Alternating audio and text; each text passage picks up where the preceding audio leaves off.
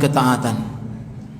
Dengan taufik yang Allah berikan kepada kita, maka insya-Allah kita bisa menjadikan semua kenikmatan menjadi kemudahan kita untuk bisa menuju surga-surga Allah Azza wa Jalla. Amin ya rabbal alamin.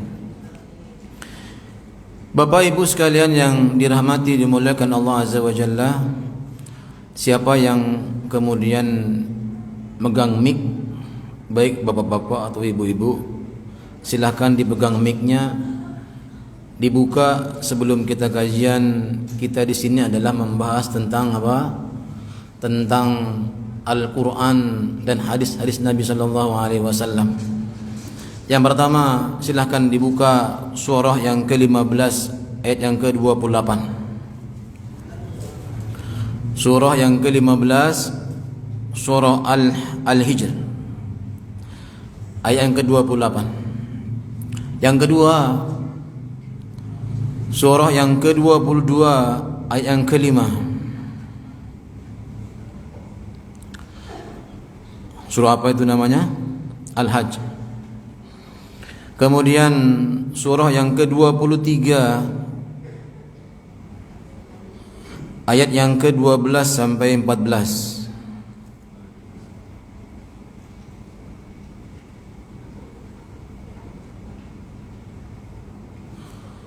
Surah 23 itu surah apa? Al-Mu'minun. Betul? Ya. Kemudian surat yang ke-17 Al-Isra ayat yang ke-85. Kemudian surat yang ke-91 ayat 7 sampai 10. Apa suratnya? Hafal? Asy-Syam. Kemudian yang terakhir surat yang ke-24 ayat yang ke-30 sampai 31. Ayat yang ke-30 sampai 31. Perlu diulang apa tidak? Baik, thayyib. Anak pelan-pelan. Yang pertama, surah yang ke-15 ayat yang ke-28 Al-Hijr. Surah yang ke-22 Al-Hajj ayat yang ke-5.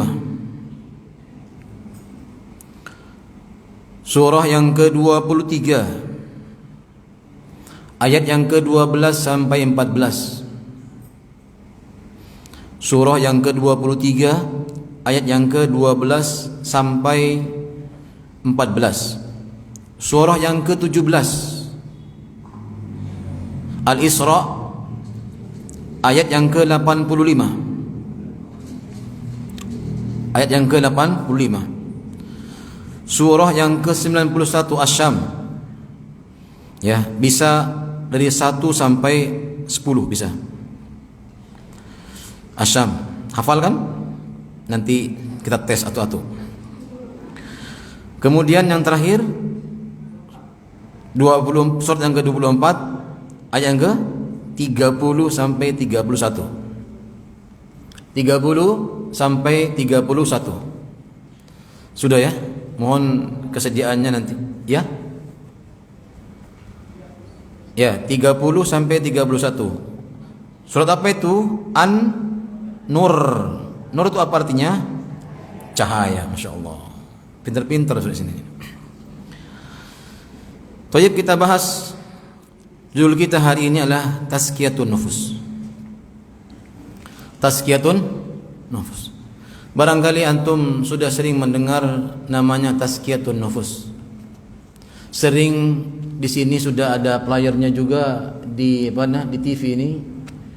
Ada ustadz yang kemudian ngisi Tazkiyatun Nufus. Ya.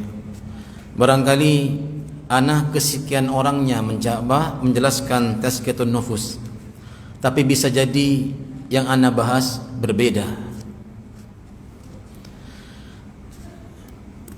Jemaah kaum muslimin yang dirahmati Allah Subhanahu wa taala, animo masyarakat terhadap ilmu sungguh kita harus memberikan apresiasi yang sangat tinggi, kemauan yang sangat kuat ya untuk belajar ilmu, duduk di majlis ilmu sungguh sangat luar biasa. Tidak seperti zaman-zaman kita terdahulu. Saya yakin jamaah yang hadir ini ada yang sudah usianya 75, 70, 65, 60 ya. Jarang yang kemudian saya temukan umur 40 tahun di sini, jarang. Ada mungkin beliau. Umur berapa antum? 40, 45. Masih di bawah. Subhanallah, masih di bawah. Satu orang. Ya.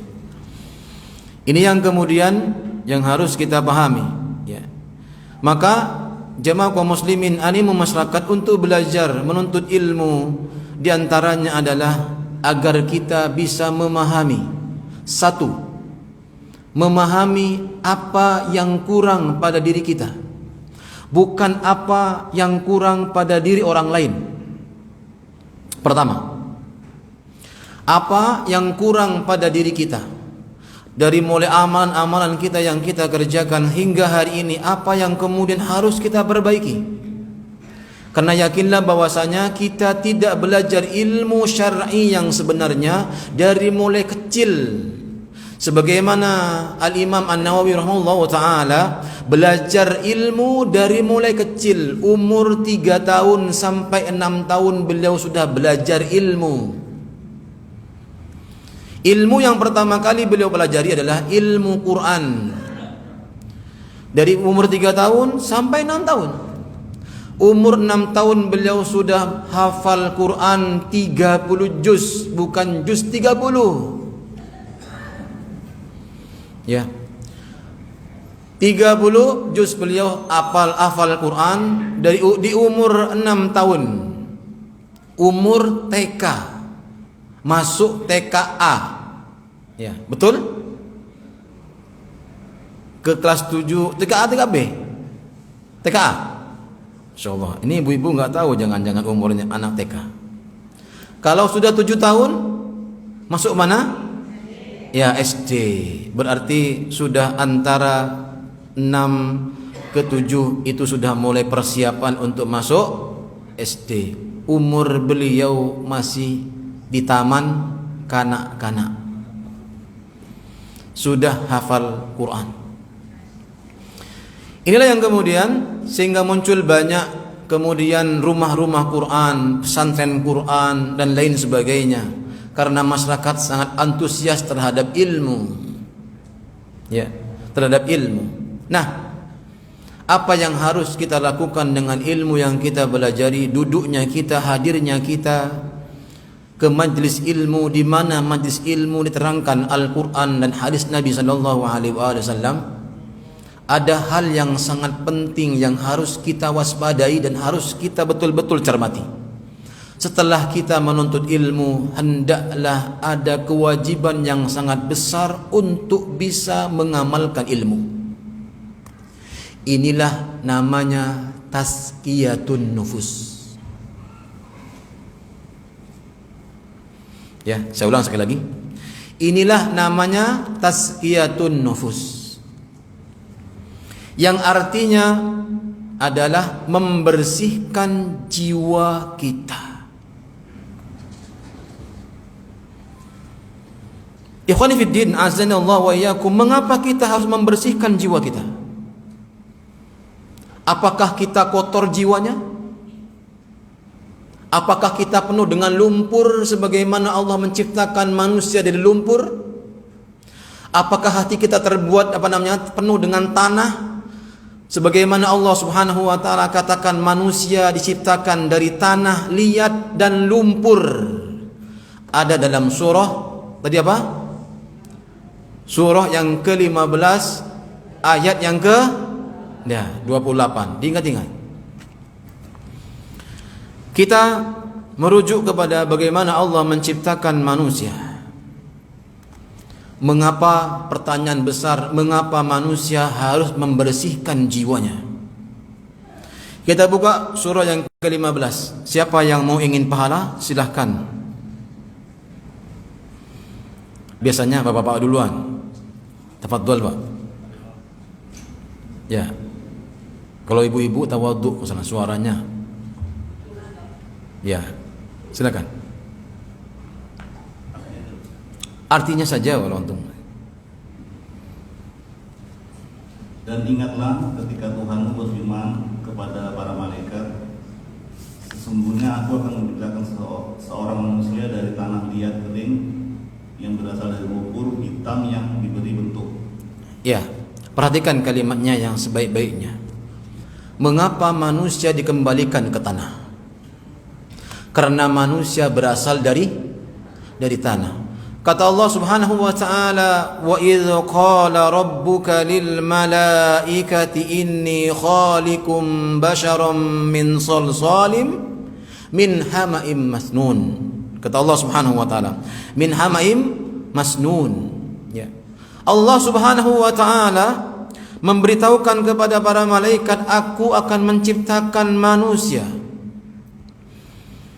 yang aku ciptakan terbuat dari tanah yang liat atau lumpur, ya, atau lumpur, ya, yang hitam yang kemudian aku beri bentuk. Disebutkan dalam hadis Allah menciptakan manusia dengan tangan kanannya. Ya, sungguh istimewa manusia. Itu asal muasal manusia. Ya. Apa yang kemudian, ya, terbuat dari apa? Ada dua unsur manusia. Ihwah, ada dua unsur manusia. Ya. Manusia yang pertama adalah terbuat dari jasad, terbentuk dari jasad. Yang kedua adalah terbentuk dengan ruh. Ada dua unsur mengapa manusia diciptakan oleh Allah Azza wa Jalla, tercipta dari apa? Yang pertama adalah jasad, al-jasadi, kemudian ruhi, ruh. Ya. Antum bisa buka surat yang ke-22 Al-Hajj. Allah Subhanahu wa taala berfirman. Kemudian surah yang ke-23 ayat 12 sampai 14. Ya.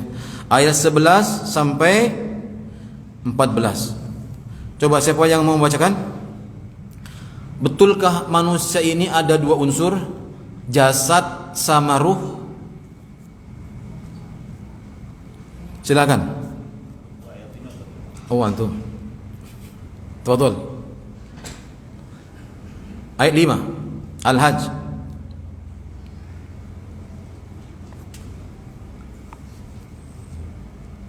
Hai manusia, jika kamu dalam keraguan tentang kebangkitan dari kubur, maka ketahuilah sesungguhnya kami telah menjadikan kamu dari tanah. Ya. Pertama apa? Unsur tanah, jasad. Surat yang ke-23 ayat 12. Inilah kemudian Allah menciptakan manusia setelah Nabi Adam alaihissalam. Silakan, Pak.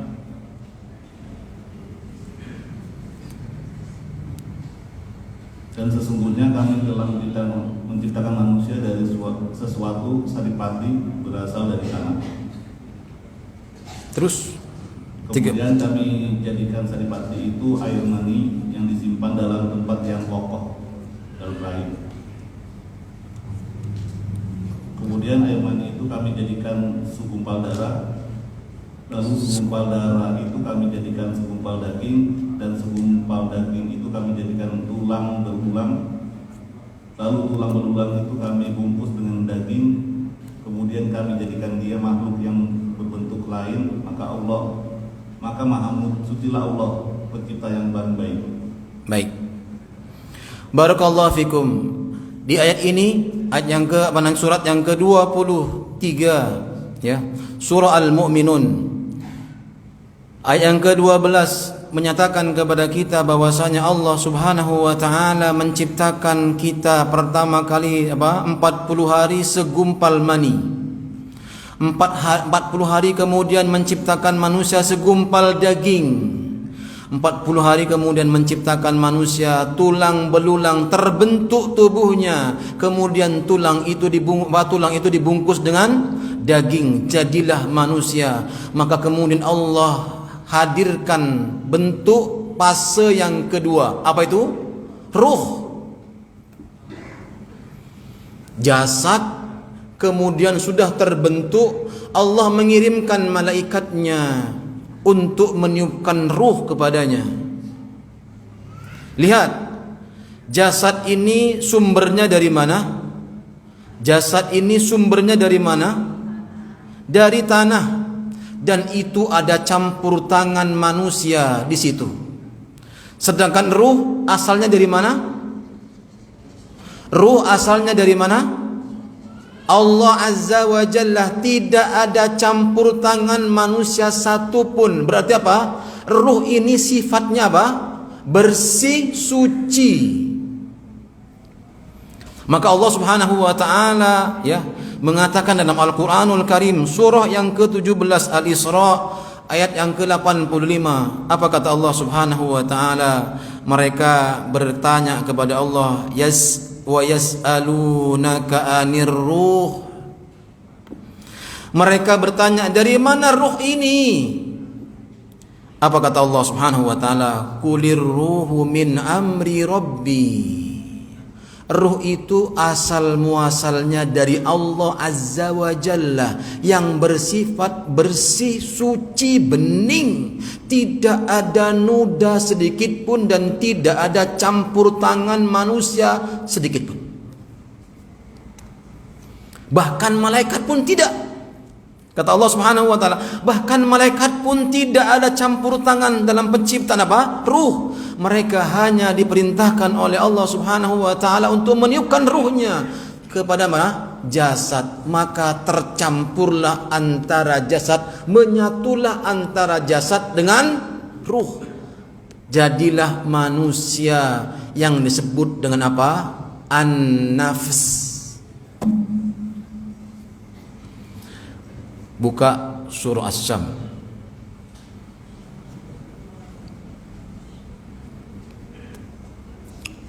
Apakah betul Allah mengistilahkan manusia yang tadinya berasal dari tanah, kemudian Allah gabungkan ruhnya menjadi satu, kemudian Allah sebutkan dengan an-nafs? Ada? Ketemu tidak? Ya, Asy-Syam. Ya, kalau mau gampangnya, Allah itu bersumpah sampai berapa kali? 11 kali. Dari ayat pertama sampai ayat ke-7. Coba lihat. Ayat 7 coba baca.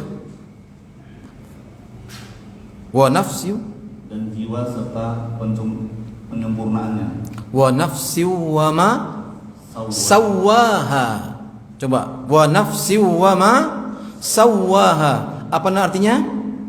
Dan jiwa serta penyempurnaan ciptaan. Ya, setelah sempurna jasadnya melekat antara jasad dengan ruh, maka Allah Subhanahu wa taala menyebutkan manusia dengan an-nafs. Contoh lagi firman Allah Subhanahu wa taala dalam surah Al-Fajr.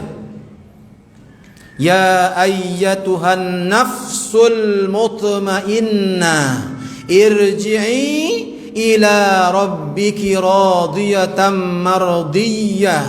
Perhatikan. Maka Allah Subhanahu wa taala sampai berkata, kaifa takfuruna billahi wa kuntum amwatan fa ahyakum thumma yumitukum thumma yuhyikum thumma ilaihi turja'un. Tidak sadarkah manusia bahwasanya mereka asalnya tidak ada? Allah hadirkan, Allah jadikan apa? Sperma, segumpal daging, kemudian dibentuk tulang-tulang mereka, dibungkus dengan daging. Kalau hanya tulang tok namanya apa? Tengkorak. Coba Bu, kalau kita kemudian hanya tulangnya tok, nggak ada dagingnya, kira-kira lahir ke dunia itu kayak apa? Coba bayangkan. Barangkali juga orang tuanya takut, lari orang tuanya. Kenapa? Yang hadir kok seperti ini? Maka Allah Subhanahu wa taala, begitulah manusia, ya. Begitulah manusia ayyuhal ikhwah, mengapa manusia itu kemudian Allah berikan pakaian agar apa? Tidak terlihat keburukan yang ada pada tubuhnya. Maka Allah Subhanahu wa taala menyebutkan mengapa Allah menciptakan laki-laki perempuan. Hunna libasul lakum wa antum libasul lahun. para laki-laki, hai para wanita, engkau adalah pakaian antara istri dan suami. Suami pakaian laki-laki, laki-laki pakaian suami. Kira-kira fungsi pakaian buat apa? Fungsi pakaian tadi apa, buat apa? Untuk menutupi kekurangan yang ada pada diri kita. Kalau ada keluarga saling membuka aib suaminya, sang suami membuka aib istrinya, berarti apa? Dia telah melanggar firman Allah, hunna libasul lakum wa antum libasul lahum.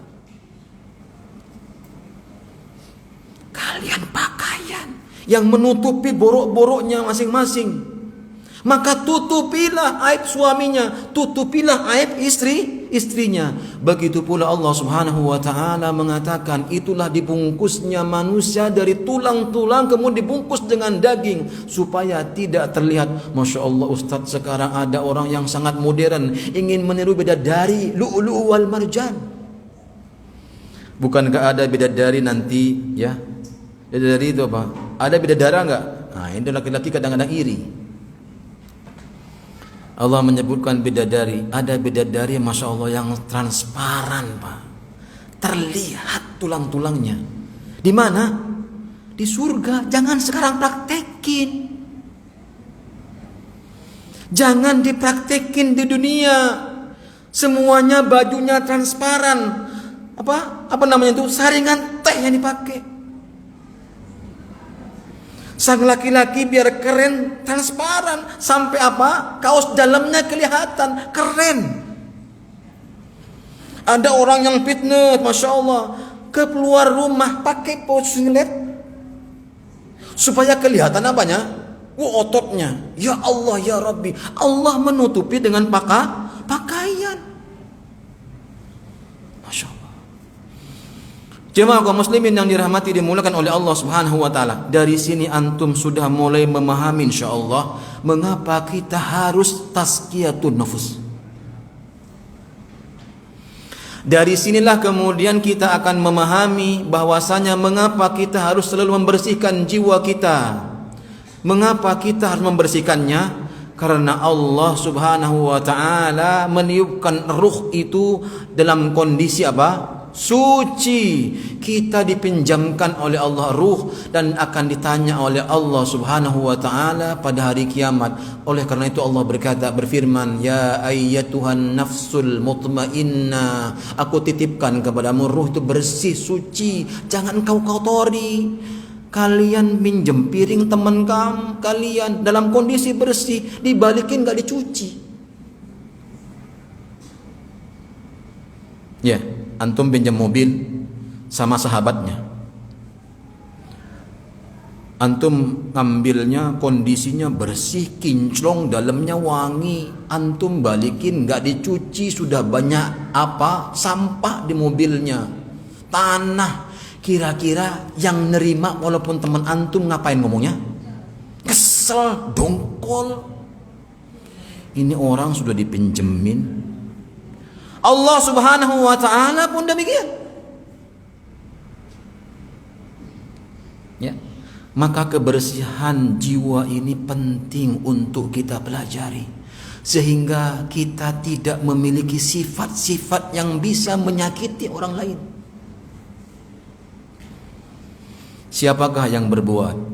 Lihatlah Bapak Ibu sekalian yang Allah rahmati, yang Allah muliakan, yang Allah cintai.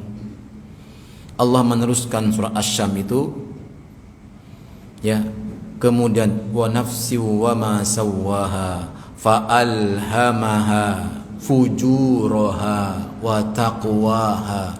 Ketika penciptaan manusia sempurna, disebutlah kita nafas, maka Allah ilhami, Allah berikan bekal dua unsur. Yang pertama apa? Takwa. Yang kedua fujur.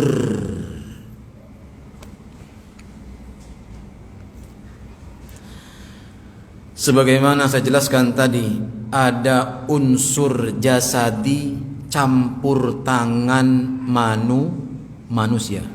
Kok bisa Ustaz? Bisa. Sebagaimana ana sering sampaikan bahwasanya ketika manusia menginginkan jasad menjadi bersih, ruh juga sifatnya bersih, tidak terkontaminasi, yang bersih ketemu yang bersih, kira-kira lahirnya apa? Super sling. Super sling. Bersih full. Contohnya siapa? Abdullah bin Mubarak. Abdullah bin Mubarak adalah putra dari Mubarak, bukan Husain Mubarak. Abdullah bin Mubarak adalah orang yang bernama ayahnya Mubarak. Beliau adalah orang penjaga kebun dari seorang qadhi yang memiliki anak perempuan yang sangat cantik jelita. Tidak pernah keluar rumah, terjaga steril. Suatu hari sang qadhi pemilik kebun ini datang ke kebunnya yang dijaga oleh Mubarak. Sering mendengar kisah ini? Masa sih? Pura-pura bener anilah sini. Ya. Kemudian apa? Jamaah kaum muslimin yang dirahmati Allah Subhanahu wa taala, sampai di kebunnya al-qadhi ini. Mana qadhi, Bu? Qadhi itu adalah apa ya? MUI kalau di sini. Hakim. Ya, hakim, betul. Yang bisa memutuskan. Ya, qadhi itu kalau di ini, Masya Allah, itu adalah pangkat yang tinggi kalau di Saudi. Tidak mungkin akan terjadi suatu perumusan masalah kecuali sepakati oleh siapa? Qadhi. Tok, jalan. Ya. Kemudian apa? Sampai di kebunnya berkata kepada Mubarak, wahai Mubarak, aku pingin delima yang manis-manis, tolong hadirkan kepadaku. Ambilkan delima yang paling manis. Kemudian Mubarak mengambilkan delima itu kepada tuannya Al-Qadhi. Dibuka satu, asam. Dibuka dua, asam. Dibuka yang ketiga juga asam. Ternyata seluruh delima itu semuanya rasanya asam. Apa kata beliau? Aku ini Mubarak nyuruh kamu untuk mengambilkan delima yang manis. Lihat jawaban seorang Mubarak yang memiliki keimanan yang tinggi di hadapan Allah Azza wa Jalla, keimanan yang luar biasa yang patut kita contoh kalau kita diberi amanah. Apa kata beliau? Wahai Qadhi, bukankah engkau menyuruh aku menjaga kebunmu? Tidak ada satupun kalimat tambahannya. Aku selama ini puluhan tahun telah menjaga kebunmu dan aku tidak pernah mencicipi satupun dari buah yang jatuh bahkan. Bisa begini? Bisa begini? Belum. Kebanyakan ngeluh, dikit-dikit curhat, ada sedikit masalah status. Jeng ada di mana? Saya pengen ngobrol ya. Ya, ketemuan di ruang makan ya. Udah curcol. Ya Allah, ini Pak, Masya Allah. Padahal kata Allah tadi, hunna libasul lakum wa antum libasul lahun. Kau rahasiakan tuh rahasia suamimu. Pun begitu suami rahasiakan apa? Iya, sama sebaliknya. Karena kami pakaian yang menutupi aib-aib. Sang Qadhi kagetnya luar biasa. Ada orang seperti ini. Padahal Bapak Ibu sekalian, putri beliau ini sudah dilamar banyak orang yang mereka statusnya high level tinggi. Kalau zaman sekarang bawanya Mercy, Alfa datang ke rumah, yang datang naik sepeda engkel. Ya, Masya Allah. Sang qadhi bahkan dia pembantu, penjaga kebun. Akhirnya sang qadhi mengatakan kepada Mubarak, wahai Mubarak, aku ingin menjamumu ke rumah. Datang, ya, nanti malam kamu datang ke rumah. Maka datanglah Mubarak ke rumahnya sang qadhi, ya. Kemudian beliau menyampaikan hajatnya. Aku ingin menyuguhkan hartaku yang paling aku jaga selama ini. Siapa dia? Putriku tercinta untukmu. Sperma yang baik ketemu sperma yang baik. Jadi tadi apa? Super baik. Sling. Itu iklan. Kenapa tuh? Iklan sunlight. Ya, makanya ibu-ibu biasanya harus begitu-gituin supaya celing. Ya. Sperma yang baik ketemu sperma yang baik, lahirlah Abdullah bin Mubarak. Apa yang lahir? Seorang ulama yang luar biasa. Allah Subhanahu wa taala tidak melihat status seseorang dalam kehidupan dunianya, tapi Allah Subhanahu wa taala melihat kebersihan, kebeningan hati seseorang dalam beribadah kepada Allah. Itulah orang dikatakan animo masyarakat dalam menuntut ilmu sangat luar biasa. Tapi ada hal yang penting yang harus antum lakukan, mengamalkan ilmu.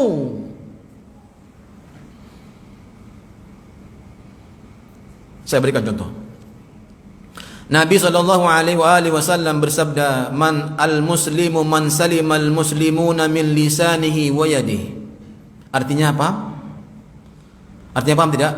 Seorang muslim adalah muslim yang tidak pernah menyakiti saudaranya, baik lisannya maupun tangannya. Kalimat ini mudah gak Pak? Mudah diucapkan. Itu semua asatid mengatakan demikian di kajian-kajian mana, bahkan di guru-guru kita.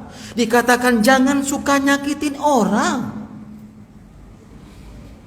Kenyataannya gampang gak wujudnya? Bahkan Masya Allah orang yang sama-sama tidur sekasur bersama, Masya Allah, sering kita ngomongnya nyelekitin kalau ngomong. Jangankan sama orang lain, bagaimana kita bisa menularkan kepada orang lain, sedangkan orang yang dekat dengan kita. Bahkan yang menakjubkan adalah seseorang anak bisa berkata kasar sama kedua orang tuanya. Bayangkan tuh. Kira-kira menurut antum ini ilmunya manfaat tidak? Inilah Pak, makanya jangan kita ini hanya memenuhi tulisan-tulisan buku kita, bagaimana kita mengamalkan ilmu yang kita ada. Jemaah sekalian yang dirahmati, dimulakan oleh Allah Azza wa Jalla. Ya. Di mana-mana Pak, di mana-mana ya. Inilah kelemahan kita. Semangat mengaji tapi semangat mengamalkan kurang. Coba Pak. Contoh di sinilah. Kalau ini diamalkan, seorang muslim adalah muslim yang baik, adalah muslim yang tidak pernah menyakiti saudaranya dengan lisannya dan tangannya. Masya Allah, adem. Di depan manis, di belakang pahit. Di depan ngomongnya Masya Allah indah sekali, di belakang nusuk. Tapi nggak di sini. Ya, ini contoh doang. Kalau di sini mah adem-adem, jamaahnya juga bagus.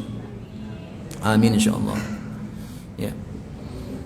Ikhwani fiddin, azanallahu wa iyyakum. Makanya jamaah yang Allah Subhanahu wa taala rahmati insyaallah, ya.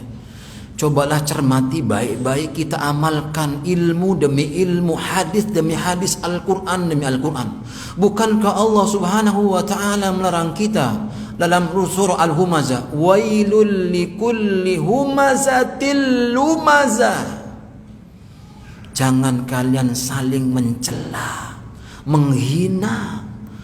Allah siapkan bagi orang-orang seperti ini neraka spesial. Apa itu? Neraka khusus yang kemudian Allah tutup seluruhnya, bahkan tidak ada satu lubang pun walaupun sebesar jarum pentul. Kemudian mereka diikat seperti seperti lampu diikat, di atas digantung, kakinya diikat, dari bawah dibakar. Itulah ancaman Allah kalau antum renungkan firman Allah, wailul likulli humazatil lumazah. Kalau orang diikat seperti ini, Pak, kira-kira antum bisa lari enggak? Dibakar di bawah, antum gerak-gerak begini, bisa enggak? Kaki udah diikat, tangan diikat, gelantungan. Kalau antum masih dilepas nih, ruangan luas, ketika ada api ujung sana, antum lari ke ujung sono. Ketika ada api ujung sana, antum lari ke sini. Begitu muter. Tapi neraka orang-orang yang kemudian yang tidak bisa menjaga lisannya, bahkan menghancurkan kehormatan seorang muslim. Manusia itu seperti lampu ini, diikat atasnya, kakinya diikat, dibakar dari bawah. Itu setiap saat tidak berhenti. Allah bakar sampai Allah ampuni dosa-dosanya. Ya. Ini makanya mengapa, dari mana ini sumbernya? Dari tadi, dari apa? Yang tadi kita bacakan surah Asy-Syam, apa? Fa'alhamaha fujuraha wa taqwaha. Inilah mengapa jawaban kita, mengapa kita harus belajar tazkiyatun nufus. Pertama, kita ambil sisi jasadnya dulu. Yang kedua, apa yang kemudian, mengapa kemudian jasad ini bisa terkontaminasi dengan yang lainnya? Karena di situ ada campur tangan ibunya dan bapaknya, bapaknya sama ibunya, umminya sama abinya, abinya sama umminya. Maka lihat, Pak, antum percaya atau tidak percaya terserah antum. Orang Jepang itu orangnya pintar-pintar.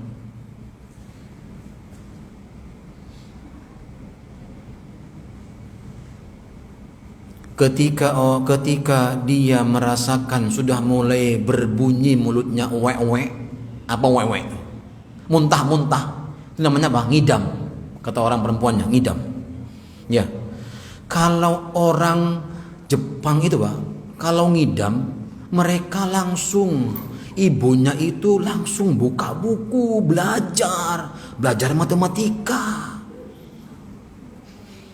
Kenapa? Dia punya keyakinan kalau ibunya sudah pernah merasakan bahwa ada janinnya di tubuh, di perutnya, hendaknya dia mau mendidik anaknya menjadi pintar dan cerdas. Dan yang hebatnya lagi yang kedua, mereka mencari makanan yang kira-kira potensial untuk kecerdasannya. Di antaranya apa? Kacang-kacangan. Allah mengajarkan tidak? Mengajarkan, Pak. Mengajarkan Allah Subhanahu wa taala konsep yang seharusnya diterapkan oleh kaum muslimin, tapi ternyata diterapkan oleh banyak orang-orang apa? Orang non muslim. Kapan itu munculnya, Ustadz? Ketika apa? Runtuhnya apa?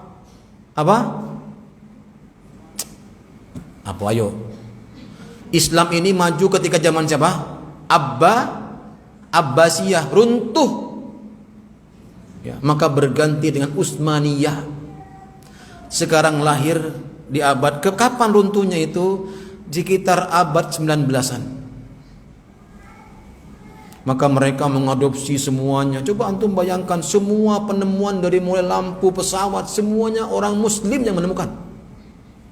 Tapi sekarang kemudian dirubah, diadopsi mereka yang menemukannya. Nama-nama mereka tercantum jelas. Maka Bapak Ibu sekalian yang dirahmati Allah Subhanahu wa taala, kalau antum sudah tidak saatnya lagi hamil, masih punya harapan dari anak dan putri-putri antum untuk bisa menjadikan mereka sebagaimana Al-Imam An-Nawawi, Al-Imam Bukhari, Imam Muslim, Imam Syafi'i, Imam Ahmad, Imam Maliki. Bisa. Caranya gimana, Ustaz? Ngidamnya diganti baca Quran. Bapak Ibu sekalian, saya punya murid, anaknya ABK, anak berkebutuhan khusus. Umurnya sekarang sudah SMP kelas 2. Kira-kira umur berapa itu? SMP kelas 2 berapa umurnya? 19. Hah? 14 tahun. Saya dengarnya 19. Kok sampai 19 kuliah berarti? Ya. Anak ini tidak terdeteksi bahwasannya dihafal Quran dari mulai SD-nya. Tapi ketika ada yang baca Quran dia salah, dia benerin. Sampai-sampai kemarin ada yang datang ke rumah seorang ustadz yang luar biasa, ngetes dia di hadapan seluruh jemaah seperti ini. Dia hadir tengah-tengahnya. Cuman memang kebiasaan dia adalah tidak seperti kita, Pak. Ibu sekalian, dia kalau ngaji tidur. Serius. Makanya jangan dimarahi kalau ada anaknya yang tidur. Tapi tidurnya motor, Ustaz. Kalau dia enggak, tidur-tiduran sambil megang Quran. Tidak ada hari-hari kecuali pegang Quran dia, Pak. Tidak ada. Walaupun dia enggak baca, enggak masalah. Tapi dia selalu olahraga bersama Quran dia. Dibawa sama dia. Kalau Qurannya tuh hilang punya dia, nangisnya luar biasa. Ustaz kemarin itu, ya saya enggak apa, namanya Abu Hanif. Abu Hanif. Beliau punya pesantren di Villa Nusa Indah, ya. Pesantren Quran itu, yang syekhnya dari Mekah. Beliau bertanya, ini siapa Ustaz? Dia adalah anak berkebutuhan khusus. Biarkan Ustaz. Oh, oke. Saya punya di pesantren 1 orang. Cuman saya nggak tahu bagaimana cara menanganinya. Saya juga bingung. Ya. Akhirnya kemudian coba anak baca surat ini, teruskan ya. Beliau baca Quran, disebutkan sama dia, ini surat ini halaman sekian, nomor sekian. Coba antum bayangkan, kalau belajar dia tidur. Serius saya. Hadis Arba'in, dia baru datang setengah jam, anak ngajarin anak-anak, Masya Allah. Setengah jam kemudian datang, tak, duduk sebentar sambil tidur. Saya bilang, siapa yang sudah hafal? Dia ngacung tangan, saya sudah hafal Ustaz. Dia baca tanpa salah sedikit pun, baru datang. Ternyata Allah karuniakan kepadanya menghafalnya lewat tidur. Dia tiduran, bukan tidur beneran, tiduran dia. Gelepak, Qur'annya dipegang sama dia, diginiin. Kadang-kadang diketok-ketok sama dia. Ya, itu kebiasaan dia. Masya Allah, sampai temannya berkata, Akhtar, namanya Akhtar. Kamu kok bisa langsung hafal? Kami setengah jam mati-matian di sini menghafal, nggak hafal. Bahkan sama artinya, Pak. Masya Allah. Ini apa? Keistimewaan. Jadi apa? Ada campur tangan manusia yang harus kita perhatikan. Dari apa? Faktor makanan. Kalau seseorang dari mulai sudah ngidam, orang yang sudah hamil, kemudian dibacakan Quran, sering ke majelis ilmu, sering bersama orang-orang yang di masjid, maka insya Allah anaknya juga begitu. Ternyata ibunya baru sadar anaknya sudah hafal 30 juz tanpa diajarin. Dari mana belajarnya anak begitu? Nggak bisa. Kalau suruh belajar, lama-kelamaan dia kabur. Kalau dia apa? Tantrum dalam bahasa psikologisnya. Tantrum itu apa? Ngamuk. Kalau antum tantrum juga belajar, anak BK. Motung kata orang katanya, motung. Ya. Motung namanya. Makanya apa? Jamaah Allah Subhanahu wa taala. Apa yang harus kita perhatikan ketika kemudian apa? Sehingga apa? Sehingga kita tidak harus mengobati. Kadangkala antum belajar tazkiyatun nufus itu bagaimana cara mengobati hati yang sakit, Ustaz. Ana hari ini enggak. Bagaimana cara antum mencegah penyakit masuk pada hati? Kalau orang istilah hujan sudah ada, antum siap payung atau sebelum hujan? Antum mendung nih, antum bawa payung atau antum nunggu hujan baru bawa payung? Sedia payung sebelum hujan. Inilah tazkiyatun nufus hari ini. Sedia payung sebelum hujan. Antum jangan nunggu sakit. Coba, mana yang lebih sulit? Antum mengobati sakit atau antum mencegah penyakit? Hah? Saya ulang sekali lagi. Ibu jangan perumpamakan seperti orang sakit di rumah sakit ya. Mana yang lebih sulit? Antum mencegah sebelum datangnya penyakit atau antum mengobati penyakit yang sudah ada stadium 1, 2, 3 sampai level 4? Mana yang lebih sulit? Ngobatin, Pak. Jangan salah, ngobatin, Bu. Kenapa? Karena kita kadang-kadang sakit tapi tidak sadar sakit. Paham tidak? Paham di sini? Kita ini kadang-kadang sakit tapi tidak sadar kita sakit. Contoh, kata para ulama, kadangkala Allah Subhanahu wa taala memberikan hukuman kepada seorang tapi yang dihukum tidak sadar. Ketimbang Allah Subhanahu wa taala berikan pada mereka ujian jelas nyata, ada banjir di Duta misalnya, jelas nyata. Rumahnya runtuh, ujian dari Allah, jelas nyata ada. Bagaimana caranya? Tembel, cari yang bolong yang mana, Masya Allah. Tapi lihat. Kadangkala kata Allah, banyak orang yang dikasih sakit dihukum oleh Allah, mereka nggak sadar mereka sakit.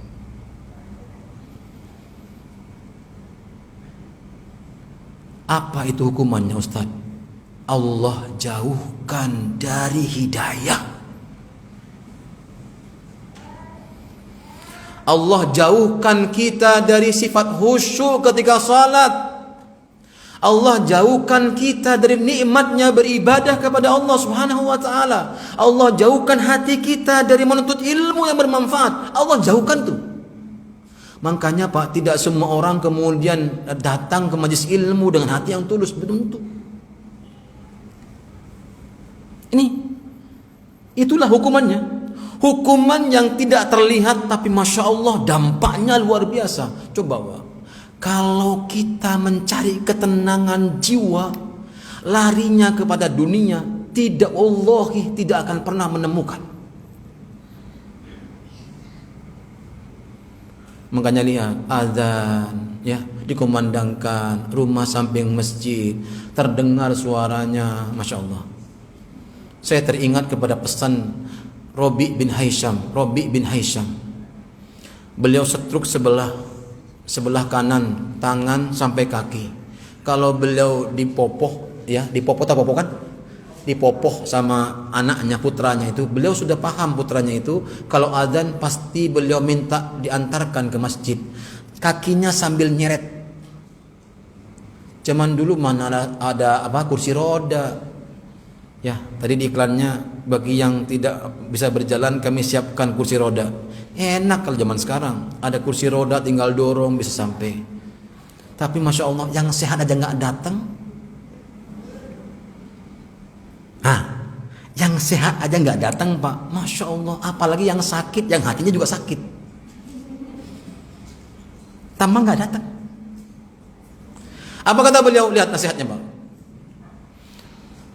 Kemudian datanglah muridnya, di sebelah kanan dia pokoknya.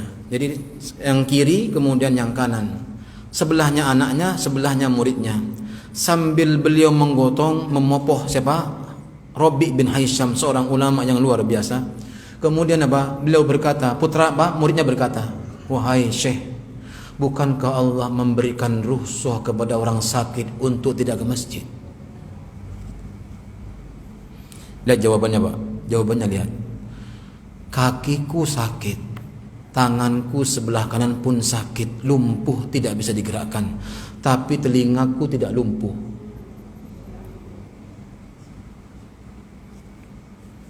Jawabannya paham tidak? Paham. Inilah sebenarnya orang yang menjaga kebersihan jiwanya. Makanya Allah Subhanahu wa taala fa'alhamaha fujuraha wa taqwaha. Siapa yang mendorong manusia ini berbuat apa maksiat kepada Allah, suka marah, ya. Kemudian apa? Yang lain-lain semuanya dikerjakan, yang bermaksiat, yang berbau maksiat kepada Allah adalah iblis laknatullahi alaihi. Sedangkan ruh Allah berikan apa? Allah berikan apa? Bekal namanya takwa. Takwa itu dari mana? Allah Azza wa Jalla. Bagaimana cara mencegahnya, Ustaz? Tekan fujurnya, naikkan takwanya. Jangan lampiaskan hawa nafsu kita, tapi naikkan ketaatan kita kepada Allah. Akan naik, dia turun, tertekan dia. Tapi kalau kemudian naik fujurnya, takwanya di bawah, maka lihat Pak, temennya ngajak aja lewat depannya dia, pakai gamis dia, Pak ke masjid yuk. Kamu duluan, ntar saya nyusul. Ada yang begitu? Wah, yuk ke masjid yuk. Ah, kamu dulu ya, ntar saya nyusul. Nyusul kemana? Tempat tidur. Kenapa? Ini menunjukkan orang yang apa? Fujurnya di atas, takwanya di bawah. Maka cara yang paling jitu bagaimana menaikkan takwa kita kepada Allah dengan apa? Amal salih. Ya. Sampai sini antum paham? Sampai sini paham. Makanya muncullah kalimat yang kemudian coba saya contohkan dulu nih sebelum kita masuk firman Allah Subhanahu wa taala. Contohnya, kalau antum gelisah lawannya apa? Gelisah lawannya apa? Tenang.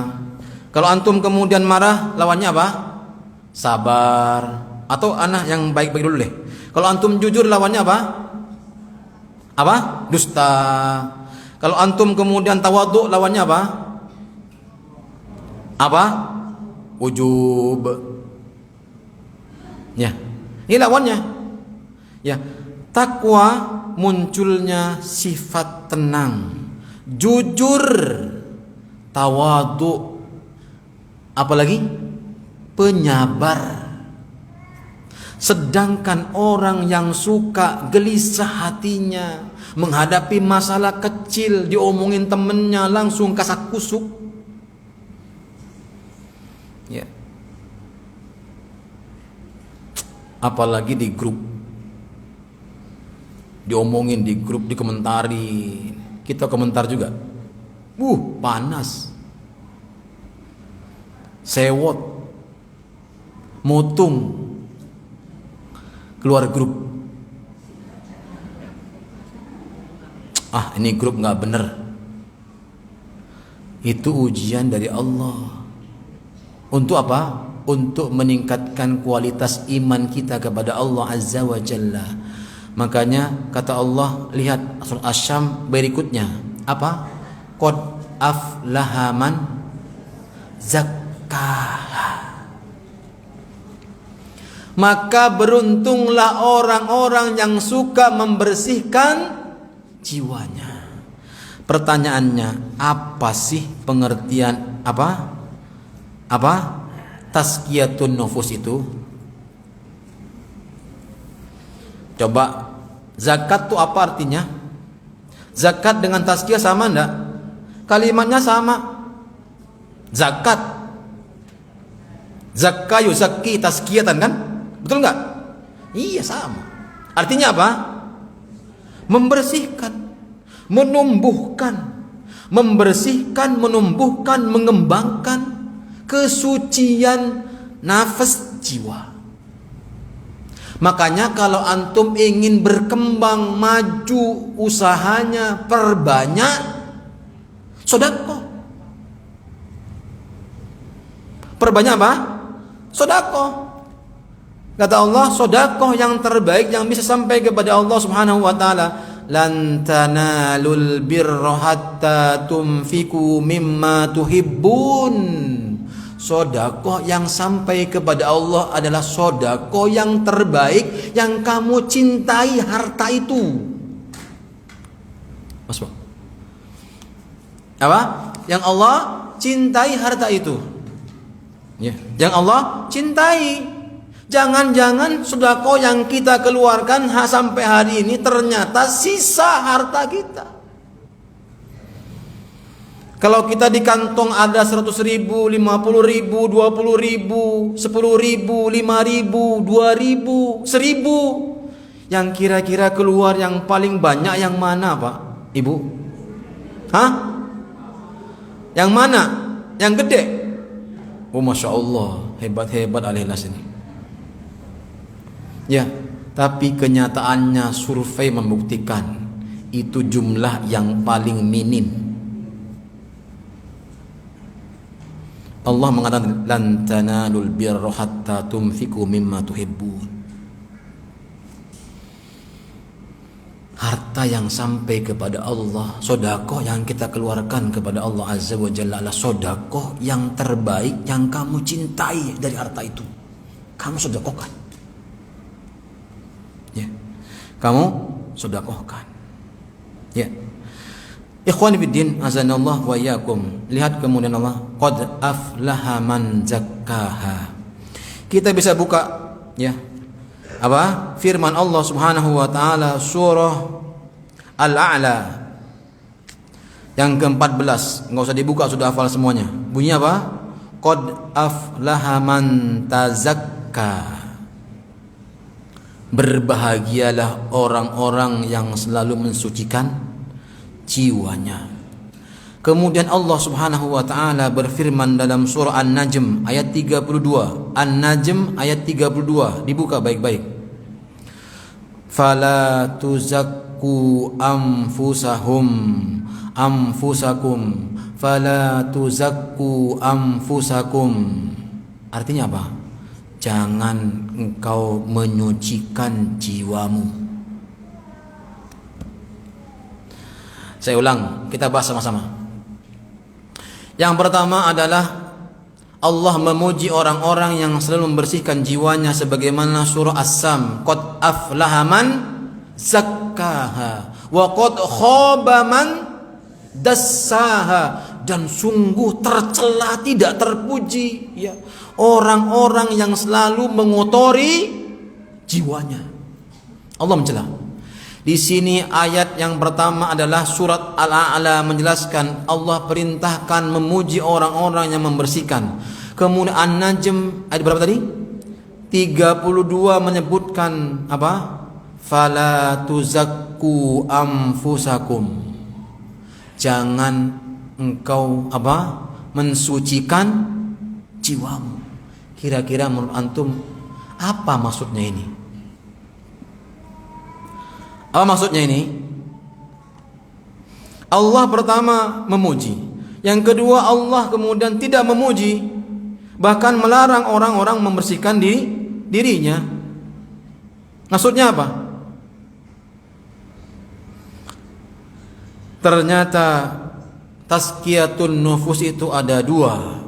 Yang pertama terpuji, yang kedua tercela.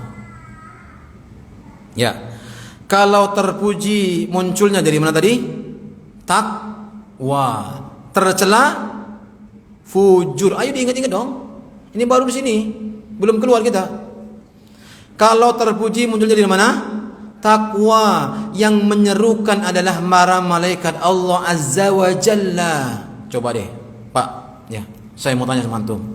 Pernah nggak antum merasakannya? Coba renungkan. Ketika anda azan dikumandangkan, hayya 'alas shalah, ada orang yang segera datang ke masjid sebelum datang panggil Allah. Ada orang yang kemudian masih nunggu adzan selesai baru datang ke masjid. Sudah adzan loh. Di hati antum nih, di hatinya antum nih. Ya. Ada nggak pernah terasa terbesit, ya Allah, sudah adzan tuh, ayo segera ke masjid. Di sini ada nggak? Pernah nggak antum rasanya? Nggak pernah, Ustaz. Ya, antum nggak ngerasakan. Tapi itu sering muncul. Oh, baru adzan, belum qomat. Itu muncul di sini nih. Muncul. Ya. Lihat, belum qomat, ya. Tar qomat. Qomat.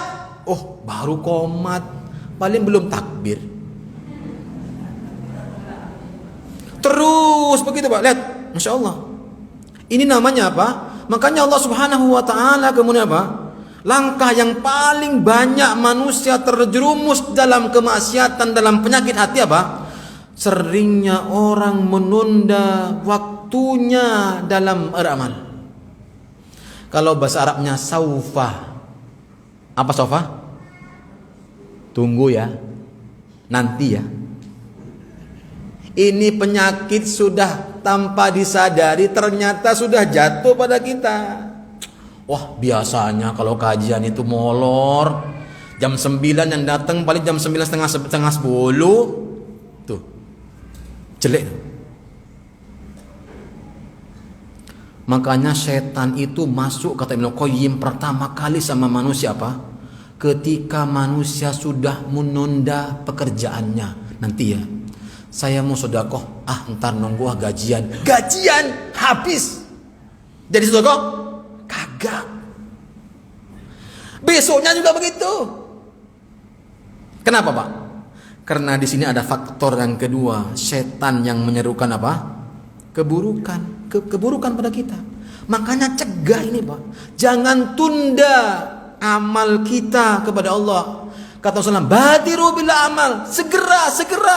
Jangan tunda. Kalau engkau ingin infak sekarang, jangan nunggu kaya. Saya punya uang 20.000 Ustaz, pecahan 5.000 semuanya. Kalau antum biasakan memaksakan di antum ya untuk sedekah, antum ambilkan satu, tasukkan. Besok begitu. Kenapa kata Allah?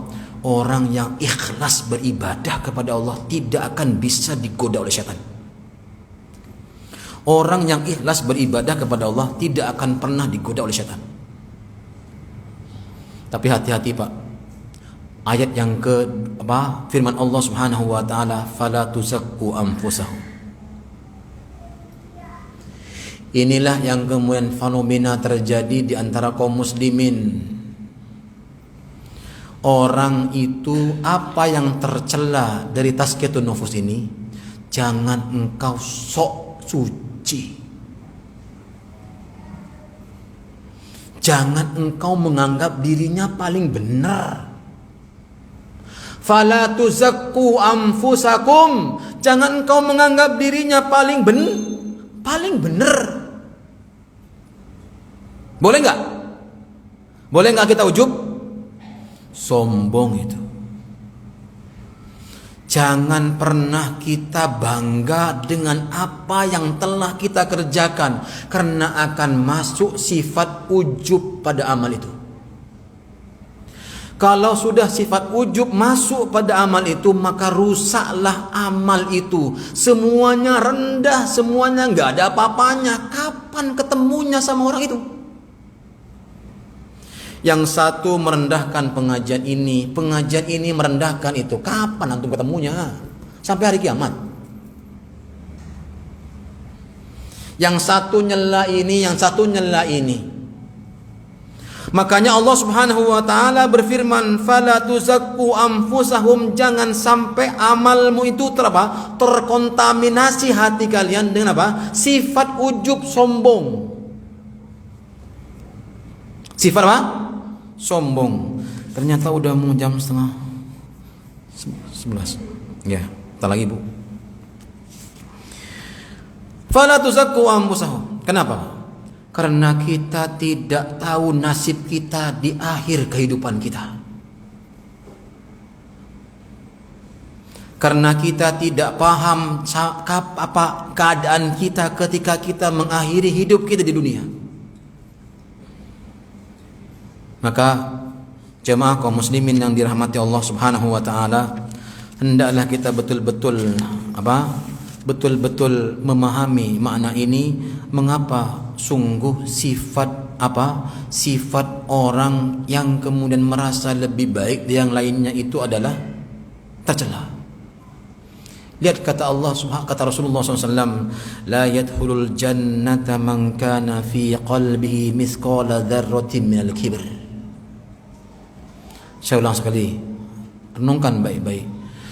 La yadkhulul jannata man kana fi qalbihi misqala dzarratin minal kibr. Tidak akan pernah masuk surga seseorang yang ada pada hatinya kesombongan walaupun sebesar debu. Tidak akan bisa masuk surga atau tidak akan masuk surga seseorang yang ada pada hatinya ya sifat sombong walaupun sebesar debu. Ternyata Pak, syirik kecil ini bahaya. Contoh siapa Ustaz? Contohnya Qabil dan Habil. Qabil sudah sombong dengan hartanya karena dia lebih bagus ekonominya. Tapi yang Allah terima punya siapa? Habil. Contohnya iblis bagaimana sombongnya kepada hadapan Allah Azza wa Jalla terhadap penciptaan kita Adam alaihissalam. Sehingga iblis sampai hari ini kemudian dikutuk oleh Allah, dilaknat sama Allah Subhanahu wa taala sampai hari kiamat. Tapi lihat, walaupun sudah dikutuk, dilaknat oleh Allah, iblis pun minta sama Allah, berdoa sama Allah agar ditunda kebinasaannya. Sampai kapan? Hari kiamat. Allah kabulkan enggak? Allah kabulkan. Masa kita sih setiap hari sholat enggak dikabulkan? Gitu maksudnya. Makanya jangan pernah putus asa untuk berdoa kepada Allah. Doanya apa? Allahumma inni as'aluka ilman nafi'a wa rizqan thayyiba wa amalan. Allahumma inna nas'alukal huda wat tuqa wal afafa wal ghina. Ghina itu apa? Kaya. Berikan aku rasa cukup ya Allah. Coba bayangkan kalau antum cukup Pak, beli mobil cukup, rumah cukup, mau ganti mobil lagi cukup. Kira-kira antum bahagia tidak? Nggak perlu kaya Pak. Iya, cukup. Antum sakit ke rumah sakit cukup uangnya. Yang penting cukup bisa pulang, jangan sampai abang gak ada KTP. Cukup, insya Allah. Rasulullah SAW mengajarkan kepada kita, Allahumma inni nas'alukal huda, petunjuk kepada Allah Subhanahu wa taala, wat tuqa wal afafa wal ghina, agar kita menjadi orang yang bertakwa dan dicukupkan oleh Allah dalam kehidupan dunia kita dan Allah cukupkan nanti di akhirat. Apakah enggak indah itu berdoanya, Pak? Ya, indah kalau kita kemudian membuat indah. Perhatikan baik-baik, insyaallah. Itulah yang kemudian jemaah kaum muslimin yang dirahmati Allah Subhanahu wa taala.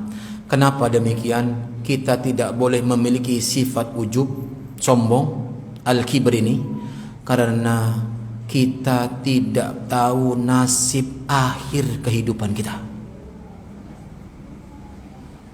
Belum tentu Pak, orang yang ngaji bertahun-tahun akhir kehidupannya husnul khotimah. Belum tentu Pak? Belum tentu. Belum tentu. Makanya jangan pernah memicingkan mata kepada orang lain yang lebih rendah dari kita. Jangan pernah. Jangan pernah kemudian kita melihat orang itu, aduh, ya, Masya Allah. Lihat, ya, inilah yang kemudian dimiliki oleh banyak manusia, sifat yang kurang baik. Apa itu? Kata Nabi SAW, ya, madibani ja'i'ani ursila fi ghanamin. Tidaklah dua serigala yang lapar dilepas di tengah-tengah domba, pengembala domba yang banyak, ya, ketimbang orang yang gila harta dan gila kehormatan. Itu lebih sadis, itu lebih berbahaya dari serigala yang lapar. Orang yang gila harta, orang yang gila kehormatan. Coba orang sombong itu Pak, gila apa? Gila apa? Kehormatan. Gila kehormatan. Tidak ada orang yang sombong kemudian tawadhu, nggak bisa. Semua orang yang kemudian gila kehormatan itu pengen dipuji, pengen menunjukkan bahwasanya dirinya nomor satu, nomor wahid, yang lain di bawah semuanya. Lihat kata Nabi SAW, Allah ada diingatkan kepada kita, mengapa itu harus kita hindari. Ya, Nabi SAW bersabda, inna hadakum, dari Abdurrahman bin Abdullah bin Mas'ud radhiyallahu anhu, haddatsana Rasulullah sallallahu alaihi wasallam. Rasulullah menceritakan kepada kami, di antara apa? Inna ahadakum la ya'malu bi amalin ahlil jannah hatta yakunu bainahu wa bainaha illa dira'un fayasbiqu alaihi alkitab fayamalu bi amali ahlin nar fayadkhuluha. Kata Nabi SAW, tidaklah seseorang yang tadinya Masya Allah dia rajinnya beribadah kepada Allah, solatnya luar biasa, puasanya luar biasa, hajinya luar biasa, sedekahnya luar biasa, subhanallah. Kemudian ketika umurnya tinggal sehasta, tinggal sejengkal, takdirnya berubah yang baik menjadi buruk, maka Allah mencatat dari takdirnya sampai kematiannya yang berubah, yang tinggal sehasta. Contoh, kita umurnya 60 tahun atau 63 ya, 63 tahun. Ternyata tinggal 63 tahun kita beribadah kepada Allah. Setahun kita ternyata Allah takdirkan kita bermaksiat kepada Allah, melakukan amal-amal ahli neraka. Kemudian kita meninggal. Kira-kira yang dihitung 62 tahun atau setahun? Setahun. Itulah maka oleh karena itu jamaah kaum muslimin yang dirahmati Allah Subhanahu wa taala, larangan kepada kita agar kita menghindari diri kita dari sifat ujub. Jangan pernah merendahkan orang lain. Ustadz, bagaimana kalau ada orang ngomongin saya mulu? Masya Allah, Allah itu memberikan hadiah kepada kita, transfer pahala. Transfer uang udah biasa. Ya, biasa nggak? Udah biasa. Tolong nyeceng, transfer aja. Tapi jarang orang mau transfer pahala. Ya. Baik. Makanya lihat, kalau ada di antara kita atau keluarga kita yang kemudian menjadi ujian buat kita, wallahi yakinilah bahwasanya ujian yang datang dari keluarga kita itu Allah menginginkan antum mengais pahala demi pahala kalau kita sabar. Ada seorang ulama yang masyhur banget, istrinya ujiannya buat dia. Sampai-sampai puncaknya adalah suaminya dituduh selingkuh dengan pembantunya.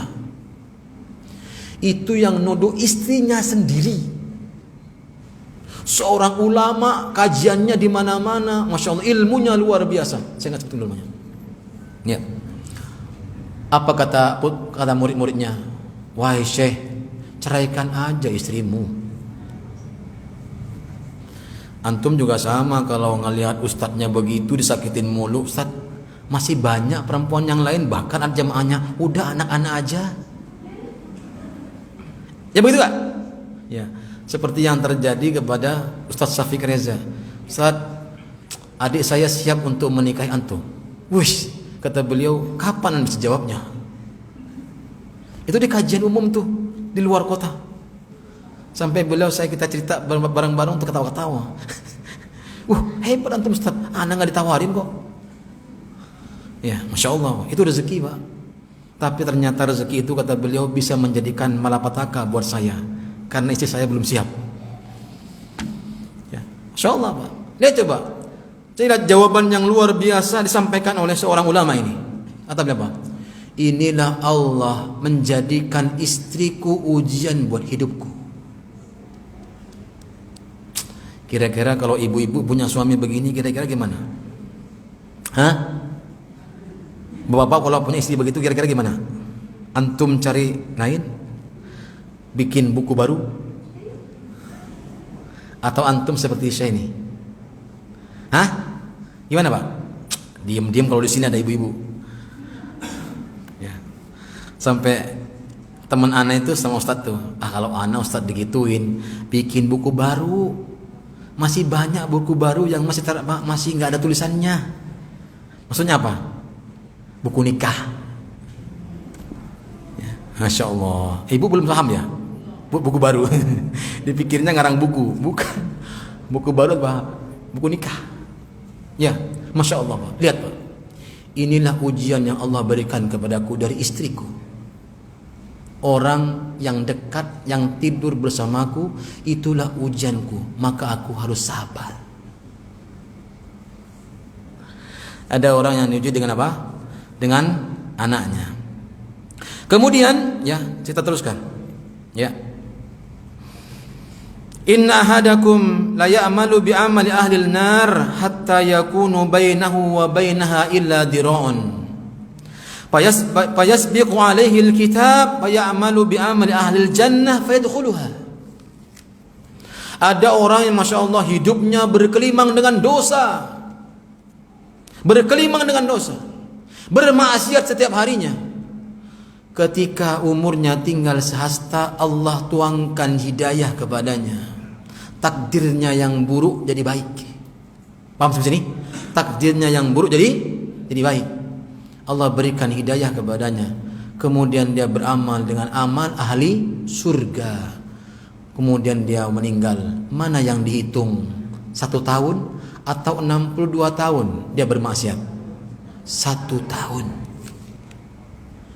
Inilah yang kemudian Rasulullah sampaikan, innamal a'malu bil khawatim. Sesungguhnya amal itu tergantung penutup. Ya, jemaah kaum muslimin yang dirahmati Allah Subhanahu wa taala. Kalau kita kemudian memiliki sifat ini pada diri kita, ya, Masya Allah Pak, insya Allah dunia ini aman sentosa.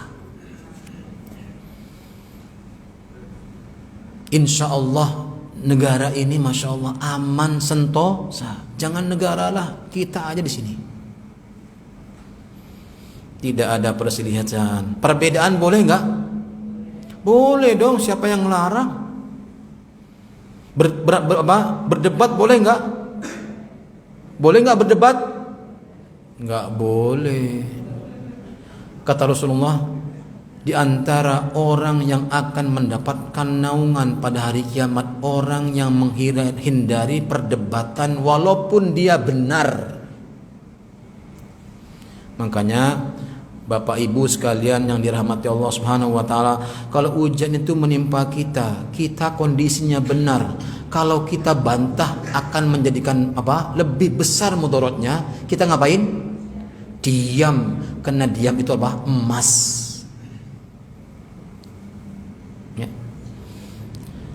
Jemaah kaum muslimin yang dirahmati dimuliakan Allah Subhanahu wa taala, terakhir. Bukalah firman Allah surah Al-Mu'minun, ya. Masih Al-Mu'minun, surah yang ke-23 ayat 60 sampai 61. Ayat 60 sampai 61.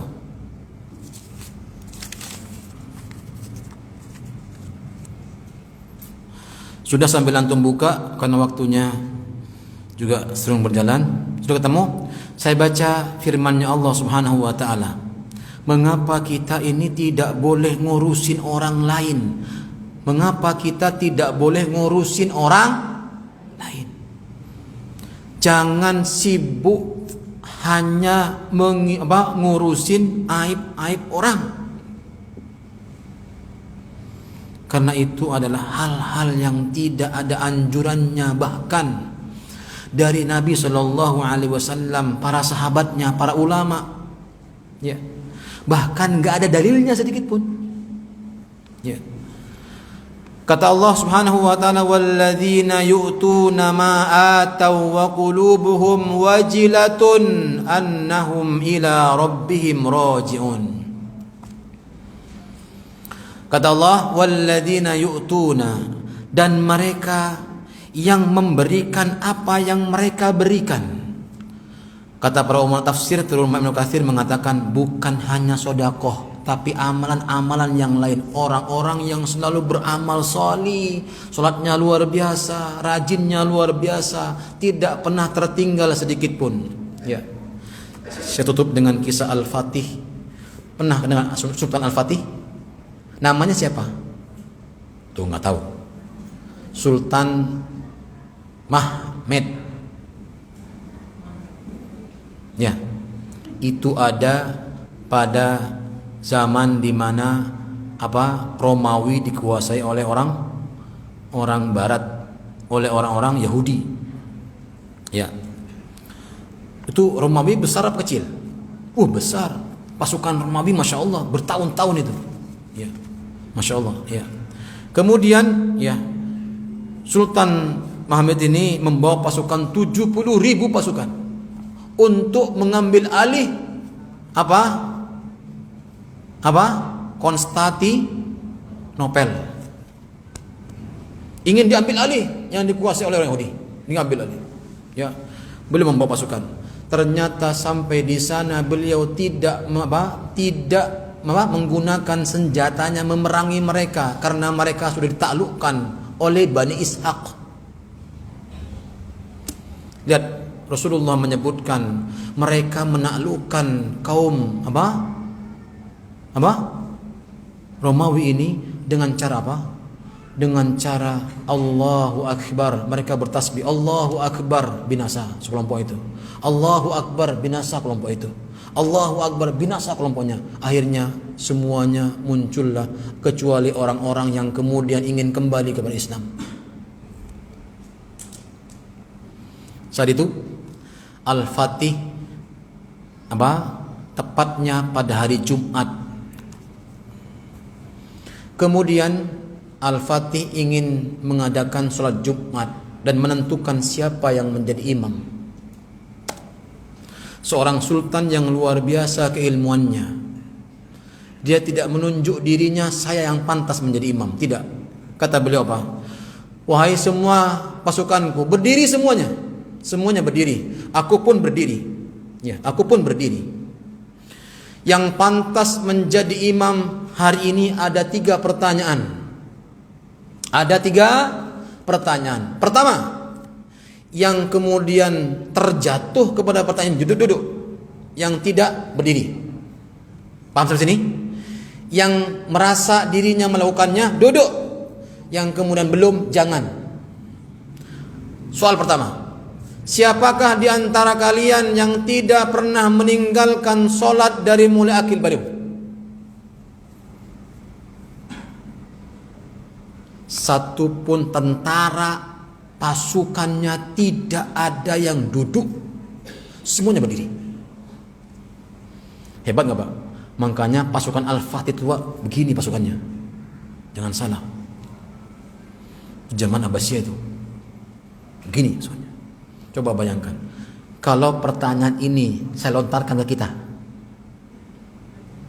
siapakah di antara antum yang tidak pernah meninggalkan sholat dari mulai akil baligh sampai sekarang? Kira-kira duduk semua atau berdiri? Ini satu pertanyaan baru. Semuanya duduk, semuanya berdiri. Kemudian ternyata belum ketemu. Soal kedua. Kata beliau, siapakah di antara kalian yang tidak pernah meninggalkan sholat sunnah rawatib? Sholat sunnah rawatib itu apa? Saya sambil minum ya. Apa? Bismillah.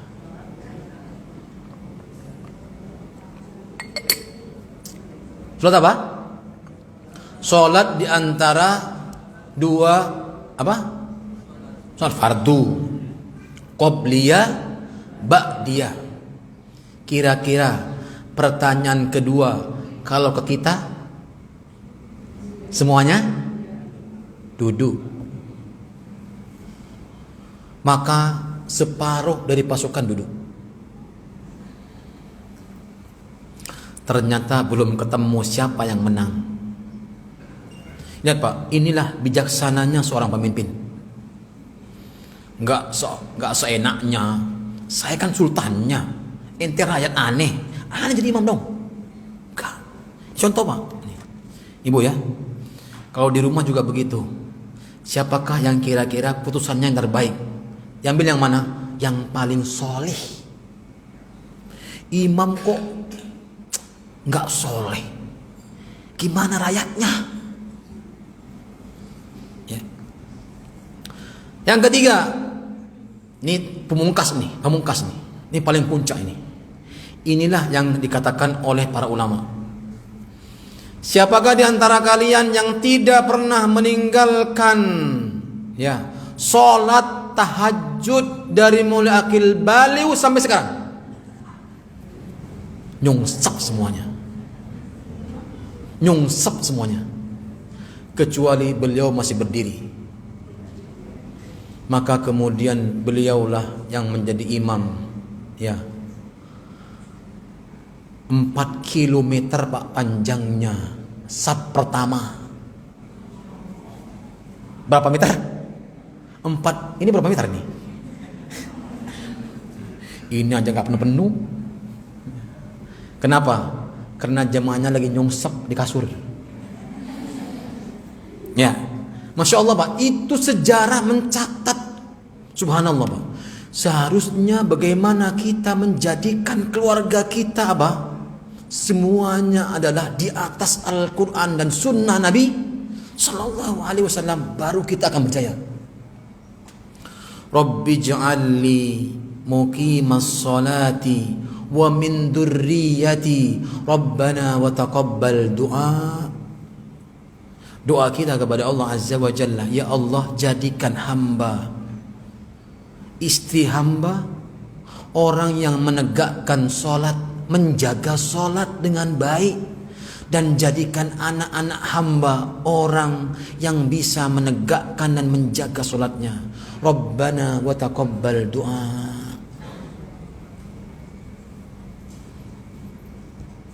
Ya, inilah jemaah kaum muslimin yang dirahmati Allah. Hadis ayat ini menunjukkan kepada kita mengapa kemudian Aisyah sampai terenyuh hatinya. Aisyah radhiyallahu anha terenyuh hatinya mendengarkan firman Allah Subhanahu wa taala. Ini ada orang yang beramal rajin, amalnya luar biasa, tapi kok masih takut? Kok masih gelisah? Ada apa dengan dia? Kemudian dia menanyakan sama Nabi sallallahu alaihi wasallam, "Ada apa dengan mereka ya Rasulullah? Dengan para sahabat-sahabatmu itu, kok mereka masih menangis dan gelisah mereka ketika beramal?" Apa kata Nabi sallallahu alaihi wasallam? Ya, Pak. Kata Nabi sallam, karena mereka khawatir wahai Aisyah putri Abu Bakar, amalnya enggak diterima sama Allah. Allah enggak nerima amalnya, makanya jangan pernah kita sibukkan dengan mencari aib teman-teman kita. Karena aib kita lebih banyak dari mereka. Dosa kita itu lebih banyak dari mereka. Mengapa kita sibuk mencari dosa kita orang lain? Kalau itu sifat ini dimiliki oleh kita, muncul takwanya, tertekan bujurnya, muncullah itu rasa takut kepada Allah Subhanahu wa taala. Rasa takut itulah yang kemudian akan memunculkan firman Allah dalam ayat yang ke-61. Apa kata Allah Subhanahu wa taala? Kita teruskan terakhir ini. Ulaika yusari'una fil khairati wa hum laha sabiqun. Kata Allah Subhanahu wa taala, mereka itu akan berlomba-lomba mendekat kepada Allah Subhanahu wa taala, berlomba-lomba dalam kebajikan. Mereka tidak melihat satu sama lainnya. Mereka bagaimana diri sendiri. Fil khairat, dalam kebaikan. Sabiqu ila maghfiratin min rabbikum wa jannatin ardwas sama. Segeralah kalian kepada ampunan Allah. Ya, Allah siapkan surga bagi mereka yang surga luasnya antara langit dan bumi. Inilah mengapa para ulama terutama adalah Khulafaur Rasyidin, mengajarkan kepada kita janganlah kita seringkali disibukkan dengan dosa-dosa orang lain, karena itu adalah pelanggaran. Pelanggaran apa? Menghancuri, menodai, mengotori jiwa kita yang bersih. Dan sifat itu terbawa karena faktor makanan yang kita konsumsi ketika kita ketika kita hamil. Seorang suami memberikan makan apa kepada istrinya? Maka jagalah makanan mereka. Jagalah agar jasad yang tumbuh dengan apa? Dengan baik, bersih, suci. Sehingga ruh ketemunya dengan yang suci, lahirlah apa? Anak yang salih atau salihalah, terserah. Ya. Demikian jemaah kaum muslimin yang dirahmati Allah Subhanahu wa taala, ya. Antum bisa nanti membuka firman Allah Subhanahu wa taala, karena waktunya mungkin kurang ya. Ana kasihkan sama antum surah An-Nur. Surah An-Nur, surah yang ke-24, ayat yang ke-30 dan 31. Kita simpulkan ya. Mengapa hati itu merupakan raja dan maharaja dari semua anggota tubuh kita? Lihat, hati ini tidak semerta-merta bekerja sendiri. Kata Allah Subhanahu wa taala menjelaskan, hati ini bekerja sesuai dengan apa? Instruksi atau analisa atau pencangkokan atau melihat, ya. Pertama dari mata. Kemudian mata melihat, dimasukkan dalam jasad. Ketika masuk dalam jasad diolah dengan akal. Perhatikan Pak, akal. Maka agama manapun menyebutkan akal. Orang Jawa ngomongnya apa? Akal. Orang Sunda ngomongnya apa? Sama, nggak jauh beda. Akal. Yang kedua ilmu, diserap, diikat oleh akal kita. Diikat, perhatikan. Akal itu namanya mengikat Pak. Ikatan. Akal itu mengikat. Ketika mata melihat sesuatu diikat. Coba saya mau tanya antum.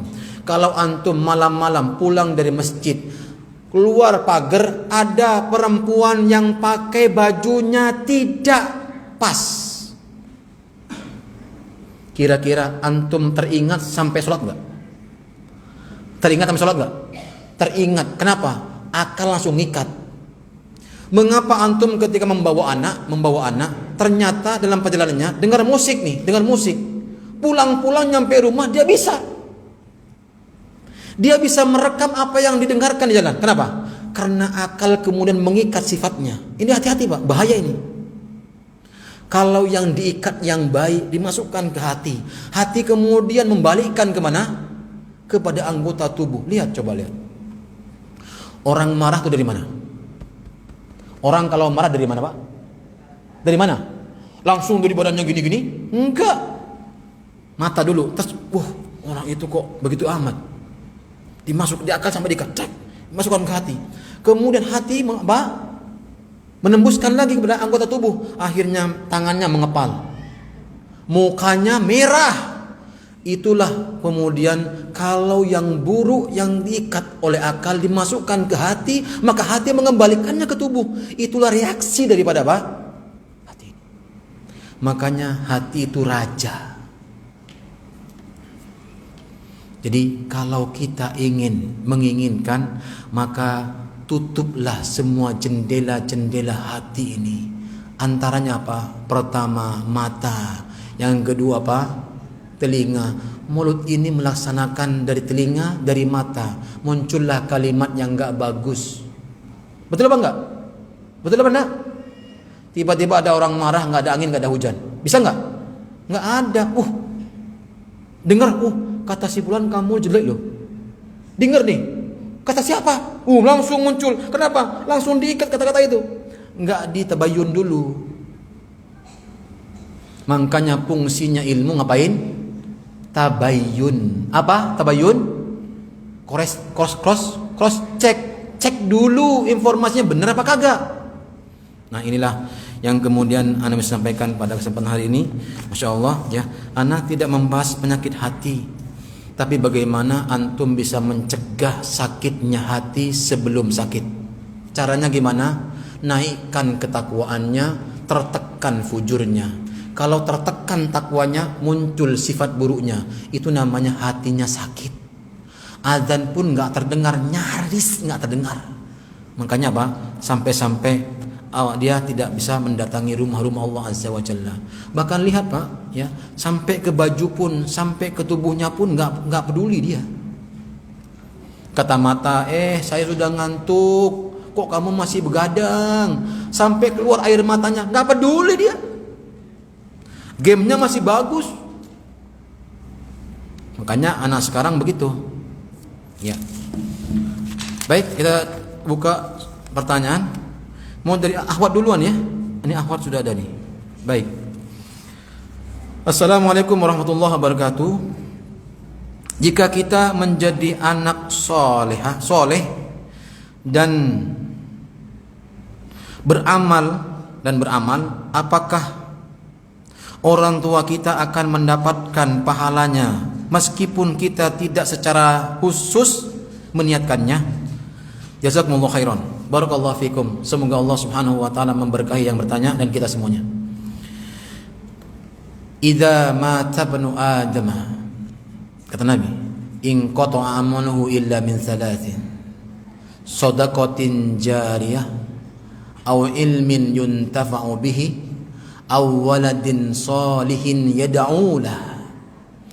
Seseorang ketika mereka meninggalkan dunia untuk selama-lamanya, hanya yang setia menemani kita sampai alam kubur kita, bukan hartanya, bukan pakaian kedudukan kita, bukan tahta kita, bukan apa yang lainnya. Anak kita masuk enggak, tapi 3 amalan. Yang pertama sedekah jariyah, yang kedua ilmu yang bermanfaat, yang ketiga apa? Awwaladin salihin yad'ulah. Inilah jawabannya. Anak yang salih, semua amal ibadahnya otomatis nggak usah diniatkan, langsung ngalir sama kedua orang tuanya, karena asbab mereka lah mereka ada di dunia ini. Bahkan Nabi mengatakan istighfarnya seorang anak, seorang putri, seorang putra kepada orang tuanya, istighfarnya itu bisa mengangkat dan meringankan beban orang tuanya di mana? Di alam kuburnya. Dan bisa menaikkan derajatnya di sisi Allah Azza wa Jalla di alam kuburnya. Istighfarnya aja. Coba antum sedekahnya Masya Allah luar biasa. Apalagi, perhatikan, apalagi antum niatkan langsung untuk orang tuanya. Itu beda. Contoh, antum kurban hari ini, atau antum sedekah, misalnya sekarang lagi marak-maraknya berkah Jumat. Hati-hati loh berkah Jumat juga. Saya ingatkan kepada ibu-ibu. Ya. Kenapa hati-hati? Karena saya sering mendengar orang kalau naik khotib itu, jangan ke masjid itu ya, nasinya cuma nasi uduk. Hati-hati loh, ini bisa menghilangkan niat mereka untuk ke masjid tuh. Ini masjid kemarin tuh sebelum habis subuh, itu udah bagus tuh. Tapi hati-hati juga banyak yang ke sini sholat subuhnya, bisa penuh ini. Ya. Makanya itu sebenarnya bagus, tapi orang-orang kadang-kadang mengartikannya negatif. Ini masalah. Ya. Makanya Bapak Ibu sekalian, untuk berkehati-hatian kita ini, hendaklah kita betul-betul memikirkan jalan keluarnya yang terbaik. Masya Allah, ya, kaum muslimin sudah luar biasa. Ya, mereka itu sudah paham dengan sedekah subuh, luar biasa itu. Itu luar biasa, nggak tertanding itu, Masya Allah, pahalanya luar biasa. Kenapa sedekah subuh itu Pak? Sedekah subuh itu ada 2 malaikat yang mendoakan kita. Yang pertama, keberkahan buat orang yang berinfak di pagi harinya. Yang kedua, hancurkan orang yang tidak berinfak hari ini. Itu setiap pagi datang kata Rasulullah. Setiap pagi turun malaikat itu, 2 malaikat ini. Makanya sekarang banyak orang yang kemudian Masya Allah berlomba-lomba dalam sedekah subuh, masukkan koncelengan ke kotak amal dan sebagainya. Itu Masya Allah luar biasa. Jadi ibu, ini kemudian jawaban yang sebenarnya yang sudah disampaikan sama Nabi SAW. Oleh karena itu sesuai dengan firman Allah, Rabbi ja'alli muqimas salati wa min dzurriyyati Rabbana wa taqabbal du'a. Atau firman Allah yang sering kita kenal, alladzina yaquluna rabbana hab lana min azwajina wa dzurriyyatina qurrata a'yun waj'alna lil muttaqina imama. Wallahi, harta yang kita keluarkan untuk menyekolahkan anak-anak kita, wallahi tidak pernah terbesit di hati kita sedikit pun, ya, mohon maaf nih, sedikit pun di antara kita, wahai kaum ibu dan bapak, untuk dibalas sama mereka. Kita hanya mengharapkan doa-doa mereka yang mereka panjatkan kepada Allah. Bahkan perpisahan terakhirnya ketika kita meninggal, mereka bisa menyolatkan kita menjadi imam. Masya Allah.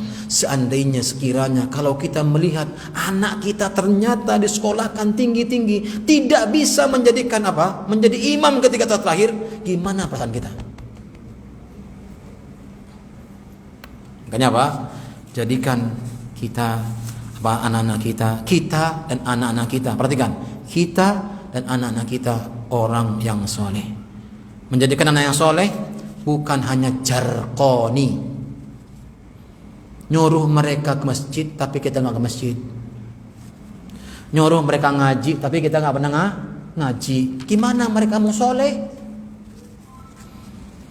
Allah menyuruh kita baik dulu kita ini suami atau istri, baik dulu, lahir anak yang baik sebagaimana Abdullah bin Mubarak, Umar bin Abdul Aziz dan lain sebagainya para ulama yang lahir dari sperma yang baik karena orang tuanya baik. Orang tuanya baik. Makanya insya Allah ini harapan semua orang. Inilah yang akan menyertai kita. Wallahi kata Nabi, inilah yang akan menyertai kaum muslimin yang meninggal dunia terlebih dahulu, puluhan tahun amalnya akan mengalir dari anaknya yang soleh. Dia punya anak lagi, dari cucunya akan mengalir. Kenapa? Karena anaknya mengajarkan kepada putranya, kepada cucu kita amalan yang soleh terus sampai hari kiamat. Sampai hari kiamat. Kenapa Pak? Kebaikan namanya sedekah jariyah. Ilmu yang bermanfaat terus mengalir. Nah inilah ajaran bapak kita, ajaran kemudian diajarkan sama anaknya, anaknya punya anak diajarkan sama anaknya terus sampai akhir. Maka kita kebagian pahalanya tanpa mengurangi pahala orang yang melakukannya. Barakallahu fikum. Yang kedua, pertanyaan yang kedua, ya. Ustaz, apakah firman Allah tidak akan masuk surga manusia yang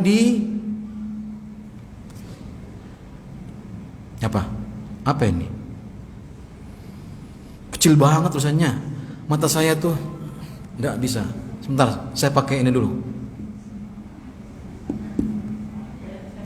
Yang di hatinya, sebentar. Yang di hatinya ada kesombongan. Sedangkan kadangkala manusia ada kehilafan. Tidak sengaja ada rasa meremehkan atau merendahkan orang lain meski tidak diucapkan. Apa yang harus kita lakukan apabila tiba-tiba muncul hal tersebut? Apakah dengan istighfar, dengan menghapus dosa kita? Allahu a'lam. Ya, jazakumullah khair. Baik, pertanyaan yang bagus. Barakallahu fikum. Semoga Allah memberkahi yang bertanya dan kita semuanya. Kita jawab pertanyaan ini sama dengan dulu. Ibu jangan kecil-kecil nanyanya. Saya sudah tua, matanya sudah mulai sibur. Ya, apakah lihat? Inilah yang kemudian dikhawatirkan sama Nabi SAW. Bukan dosa besar, tapi dosa yang kecil yang tidak disadari oleh manusia, mereka itu kerasukan. Kalaulah ada kemudian tiba-tiba muncul sifat itu, kemudian kita bertobat kepada Allah Subhanahu wa taala, diterangkan oleh Nabi sallallahu alaihi wasallam dalam hadis Arba'in An-Nawawi, bab yang pertama namanya ikhlas. Ya, sesuai dengan namanya ini. Muncul itu, kemudian kita palingkan beristighfar, maka Allah Subhanahu wa taala tetap menetapkan pahala dengan niat yang pertama. Saya ulang sekali lagi. Allah tetap memberikan pahala kepada niat yang pertamanya, karena niatnya bukan untuk ujub, bukan. Tapi tiba-tiba muncul perasaan itu, maka hendaklah langsung berucap apa? Astagfirullah. Dengan itulah yang kemudian diajarkan sama Allah dan Rasulnya. Kalau engkau menemukan sesuatu yang kira-kira tidak menghinakan dan bahkan menghinakan buat kamu, istighfarlah. Faqultu astaghfiru rabbakum innahu kana waffara yursilis samaa 'alaikum midrara. Kata Allah Subhanahu wa taala, perbanyaklah, bersegeralah kalian istighfar kepada Allah Subhanahu wa taala. Imam Hasan Al-Basri mengatakan, istighfar itu adalah solusi dari semua masalah kehidupan kita. Merujuk pada firman Allah tadi. Semua masalah kita, apapun masalahnya, perbanyaklah istighfar. Orang yang paceklik, perbanyaklah istighfar. Hujan gak kunjung datang hari ini, apa? Perbanyaklah istighfar. Di Purwakarta sudah hujan 3 kali katanya. Makanya di Bekasi ini perbanyaklah orangnya istighfar. Kenapa? Karena semuanya dosa-dosa kita. Allah tidak akan menguji hambanya, ya, kecuali dengan apa? Dengan perbuatan kita sendiri, dosa-dosa kita. Makanya ibu sekalian Allah Subhanahu wa taala, lihat ya, apa yang harus diingat. Nah, ini apa yang harus diingat? Ingatlah bahwasanya bahwa sombong, ujub itu akan merusak amal ibadah. Jadi kalau kita muncul, ingatlah pahalanya tentang amal yang kita kerjakan. Dan wallahi jangan pernah meremehkan amal walaupun kecil. Bukankah ada orang yang masuk neraka karena lalat? Bukankah ada orang yang masuk neraka karena kucing? Hadis Abu Hurairah yang masalah kucing, disekap tidak dikasih makan, mati dia. Lalat yang disuguhkan untuk berhala, menjerumuskan pelakunya. Lalat, LALAT, lalat kecil, tertangkap, ya nggak ada artinya, pites.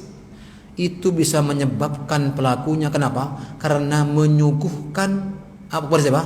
Kepada berhala. Itulah kisah dua orang laki-laki yang ingin melewati suatu kampung yang dijaga kampungnya, gak boleh lewat kecuali memberikan persembahan kepada apa? Kepada apa? Kepada apa?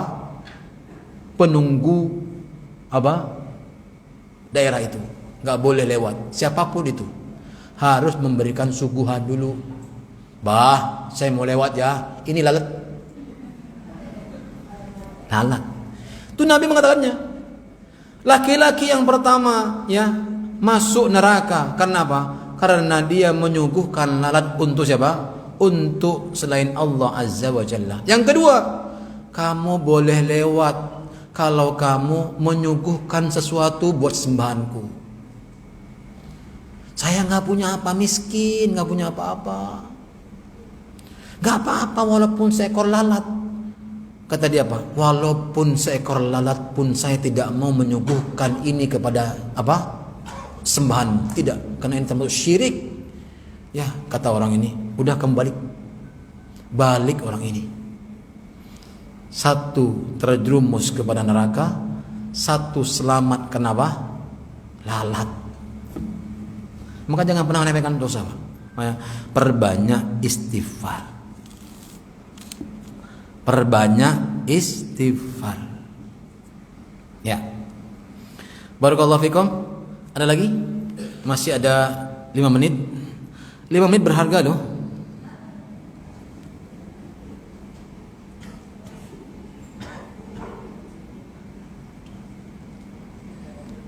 Ada? Bapak-bapak? Bapak-bapak tuh alim-alim. Gak ada ya? Barakallahu fikum. Ya, ini yang bisa ana sampaikan kepada antum semuanya. Semoga Allah Subhanahu wa taala sekali lagi Bapak Ibu sekalian, lihat, tutup jendela-jendela rusaknya hati. Tutup jendela-jendela rusaknya hati. Dari mana? Mata, sebagaimana surah yang terakhir saya sebutkan tadi, ya. Kemudian itu khusus laki-laki, khusus perempuan juga. Dua-duanya ayatnya itu. Satu laki-laki, satu perempuan. Hendaklah engkau menjaga pandangan-pandanganmu, ya, menundukkan pandanganmu wahai kaum laki-laki. Begitu pula kata Allah, hendaklah kaum wanita bisa menundukkan pandangan-pandanganmu. Ya, masalah itu berbahaya. Baik, barakallahu fikum. Kita cukup sampai di sini. Semoga Allah Subhanahu wa taala merahmati kita semuanya, memberikan keberkahan kepada hidup kita, memberikan kemudahan kepada perjalanan hidup kita yang tersisa ini, dan Allah Subhanahu wa taala menetapkan pahala dari sisa umur kita dengan yang sesungguhnya. Allah berikan pahala agar kita bisa mendapatkan balasannya pada hari kiamat nanti. Subhanakallah bihamdik, asyhadu an la ilaha illa anta, astaghfiruka wa atubu ilaik. Wassalamualaikum warahmatullahi wabarakatuh. Waalaikumsalam warahmatullahi wabarakatuh. Alhamdulillah telah selesai dari kita. Jazakumullah khairan Ustaz atas apa yang sudah disampaikan. Untuk info kajian berikutnya insyaallah Ahad tanggal 29 Oktober 2023 jam 9 pagi oleh Ustaz Rizky Abu Ilyasa dengan tema tafsir dan faedah-faedah dari surat Al-Aqaf ayat 15. Semoga kita dimudahkan dalam setiap menuntut ilmu syar'i. Amin ya rabbal alamin. Barakallahu fikum. Wassalamualaikum warahmatullahi wabarakatuh.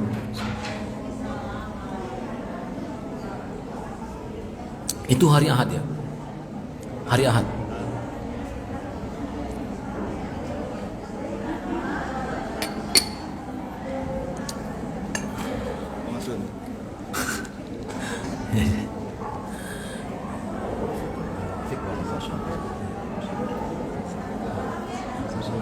Tinggal di mana, Pak? Bukit Kencana.